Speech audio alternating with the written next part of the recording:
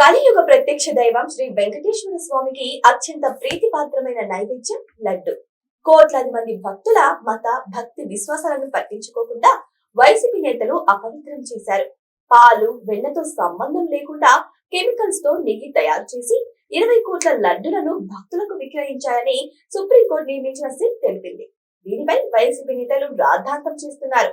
మొదట జంతువుల కొవ్వు కలిసిందని ప్రచారం చేసిన కూటమి నేతలు సిట్ రిపోర్ట్ తో కళ్ళు తెరవాలని వితండవాదం చేస్తున్నారు. వైసీపీ నేతల వింత విచిత్ర వాదనలపై గురజాల ఎమ్మెల్యే ఎరపతినేని శ్రీనివాసరావు 2 ఫ్లెక్సీలతో బుద్ధి చెప్పారు.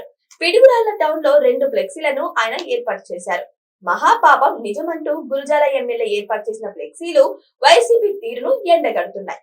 సిట్ రిపోర్ట్ ను 4 లైన్లలో అందరికీ అర్థమయ్యేలా సూటిగా స్పష్టంగా కుండతో బద్దలు కొట్టినట్టుగా పొందుపరిచారు.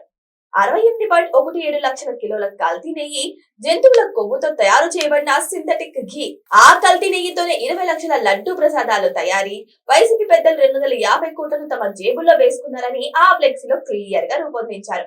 ఈ ఫ్లెక్సీలో జగన్, భూమన కరుణాకర్ రెడ్డి, వైవి సుబ్బారెడ్డి ఫోటోలతో పాటు తిరుమల లడ్డూలు, నెయ్యి ఇమేజ్ కూడా జోడించారు. ఈ ఫ్లెక్సీలను కొందరు షూట్ చేసి సోషల్ మీడియాలో పోస్ట్ చేశారు. అవి ఇప్పుడు బాగా వైరల్ అవుతున్నాయి. ఇలాంటి ఫ్లెక్సీలను రాష్ట్ర వ్యాప్తంగా ప్రతి నియోజకవర్గంలో ఏర్పాటు చేయాలని జగన్ టీం దొంగ నాటకాలు అర్థమయ్యేలా చేయాలని చెబుతున్నారు తెలుగు తమ్ముళ్ళు. మరి త్వరలో ఇలాంటి ఫ్లెక్సీలు, కరపత్రాలతో పాటు ఇంకా ఎలాంటి అంశాలు తెర ముందుకు వస్తాయో వేచి చూడాల్సిందే.